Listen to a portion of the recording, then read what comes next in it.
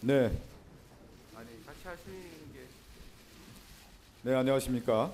이재명 당대표 2023 신년 기자회견 사회를 같이 맡은 하시는 게 어떻습니까? 대변인 박성준입니다. 시작하도록 하겠습니다. 먼저 더불어민주당 이재명 당대표 모두 발언으로 기자회견을 시작하겠습니다.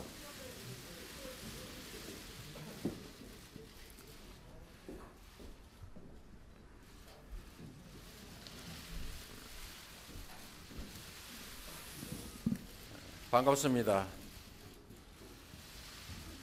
존경하는 국민 여러분, 더불어민주당 대표 이재명입니다. 새해가 밝았지만 희망을 말하기에는 국민의 삶이 너무나 팍팍합니다. 치솟는 물가, 은행 빚 걱정 때문에 많은 국민들께서 밤잠을 설치고 계십니다. 집을 팔아도 빚을 못 갚는 가구가 40만에 육박하는데 새해 벽두부터 공공요금이 들썩이고 있습니다. 주요 경제 지표들도 하나같이 어둡습니다. 무역 적자가 사상 최악인 472억 달러 기록했습니다. 올해는 수출이 더 감소할 것이라고 합니다. 일자리 증가폭은 작년에 10분의 1에 불과하고 성장률도 1%대로 추락할 전망입니다. 지난해 코스피 지수도 G20 선진국 가운데 최악의 낙폭을 기록했습니다. 민생 경제가 끝을 알 수 없는 시련의 터널로 접어들었습니다.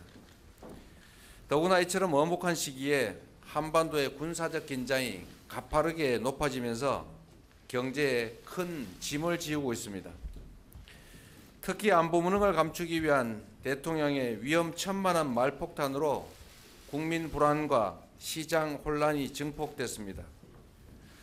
정말 이러다 무슨 일 나는 것 아닌가 하는 불안이 국민들 사이에 생겨나고 있습니다.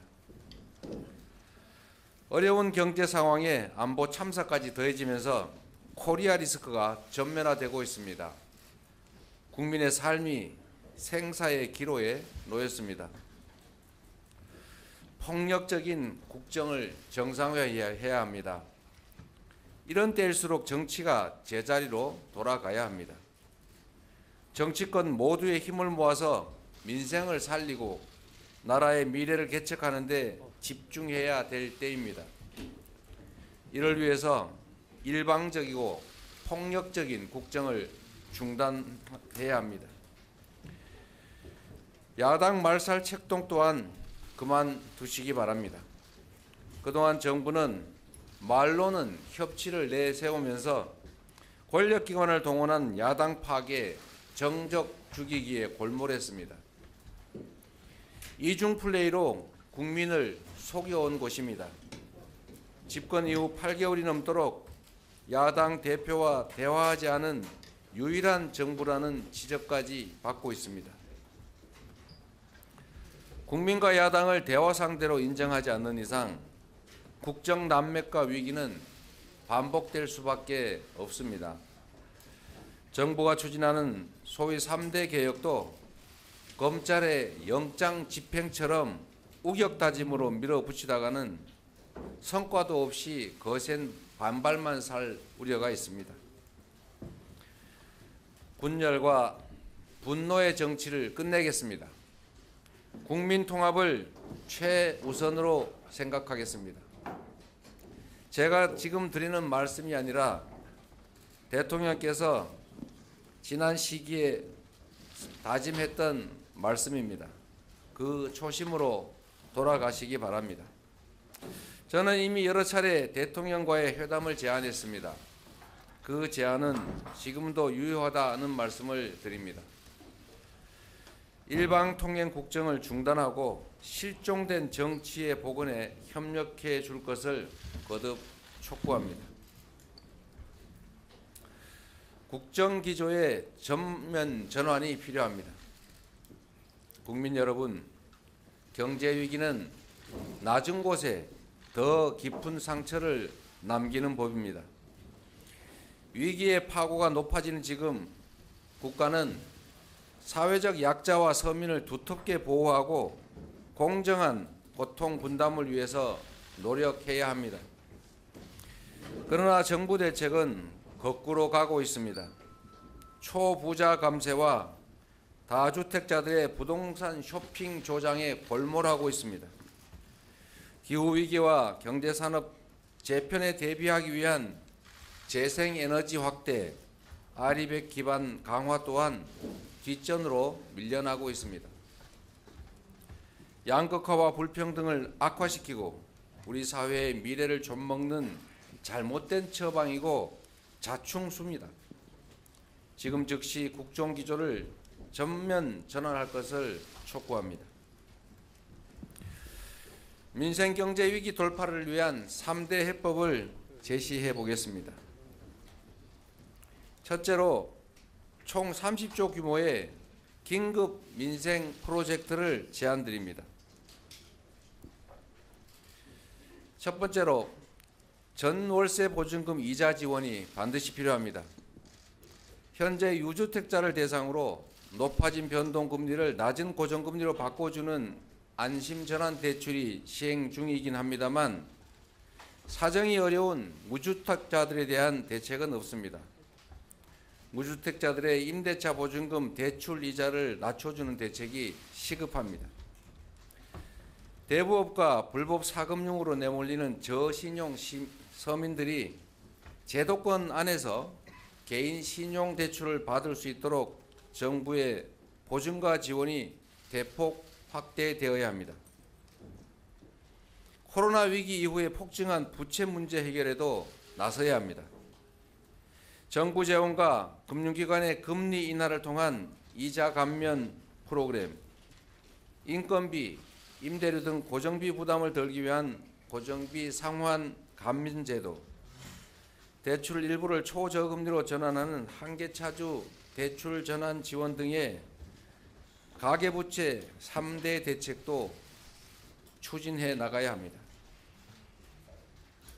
다음으로 물가 폭등에 따른 서민 고통을 완화하기 위해서 물가 지원금을 소득 분위별로 차등 지원하는 이른바 핀셋 물가 지원금이 필요합니다.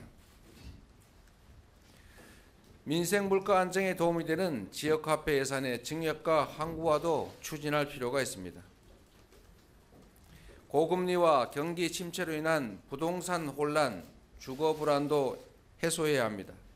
이를 위해서 부실 위험 주택과 미분양 주택을 공공이 매입해서 임대로 전환하는 매입 임대를 대폭 확대하고 부동산 PF의 연쇄 부도를 막기 위해서 배드뱅크 설립도 서둘러야 합니다. 두 번째 제안입니다. 경제 라인을 포함해서 내각을 대폭 쇄신해야 합니다. 현재 당국은 상황인식과 위기 대처 능력에서 국민과 시장의 신뢰를 상실했습니다. 김진태 사태를 수수방관해서 자본시장을 붕괴 직전까지 몰아간 것만으로도 교체 사위는 이미 차고 넘칩니다. 진영과 관계없이 능력과 경륜이 검증된 경제팀을 구성해야 합니다. 참사 내각이란 지탄을 받고 있는 총리와 각 부처 인사들도 개편해야 될 것입니다.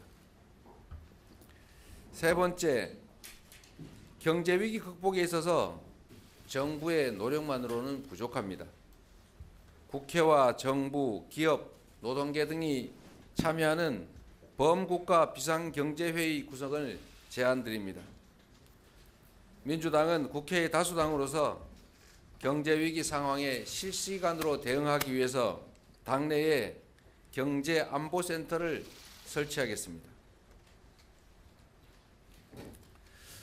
2023년은 기본사회로의 대전환이 시작되는 원년으로 삼을 필요가 있습니다. 존경하는 국민 여러분, 지금 우리는 기후위기, 디지털혁명, 인구위기 같은 문명사적 대전환을 맞이하고 있습니다. 우리가 어떠한 선택을 하느냐에 따라서 국민의 삶과 국가의 미래가 좌우될 것입니다. 최소한의 삶을 보장하는 각자 도생의 시대를 넘어서서 국가가 구성원들의 기본적인 삶을 책임지는 기본사회를 준비해야 합니다. 민주당은 기본사회 2050 비전을 준비해서 우리 미래 청사진을 분명하게 제시하겠습니다. 이를 준비하기 위해 당내에 기본사회위원회를 설치하겠습니다. 기본소득의 완성을 위해서 단계적으로 나아가겠습니다. 우리는 이미 부분적으로 기본소득을 시행하고 있습니다. 만 8세까지 지급되는 월 10만 원의 아동수당, 현재 정부가 추진하는 월 100만 원의 부모급여 모두 소득, 자산에 관계없이 모두에게 지급되는 보편적인 아동에 대한 기본소득입니다. 이런 사업들을 서서히 확대해 나가면 언젠가는 전 국민 보편적 기본소득 실현도 가능해질 것입니다. 그 첫걸음으로 기초연금부터 노인 기본소득으로 전환하는 노력을 기울여야 합니다. 모두가 아시는 것처럼 기초연금은 박근혜 전 대통령 후보가 자산소득과 관계없이 모든 65세 이상 노인에게 공평하게 동등하게 지급하겠다고 했던 노인 기본소득이었습니다.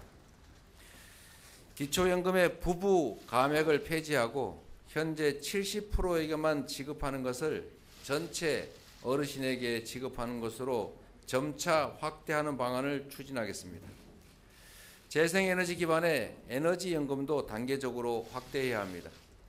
농촌 중심의 지방 소멸을 막기 위한 농촌 기본소득도 시행할 필요가 있습니다. 기본 주거로 주거 불안 시대를 끝내야 합니다. 정부가 최근 다주택자들의 주택 매집과 투기를 부추기고 있습니다. 부동산 시장을 다시 도박판으로 만들고 경제 양극화, 자산 양극화를 확대할 악수 중에서도 악수입니다. 전체 가구의 85%를 차지하는 무주택자와 1주택자에게 정책의 초점을 맞춰야 합니다. 민주당은 무주택자들이 내 집 마련의 꿈을 실현하고 1주택자들은 큰 부담 없이 더 나은 주택으로 갈아타게 할 수 있도록 돕는 주거정책을 마련하겠습니다. 임대지원 강화 등을 통해서 주거 환경의 질도 획기적으로 개선해야 합니다. 취약계층뿐만 아니라 국민 누구나 내 집 마련을 할 때까지 저렴한 임대료로 고품질의 주택에서 장기간 거주할 수 있도록 해나가겠습니다. 기본 주거 사회를 위해서는 일자리, 교육, 문화, 교통, 인프라가 생활권 단위로 균형 있게 발전해야 합니다.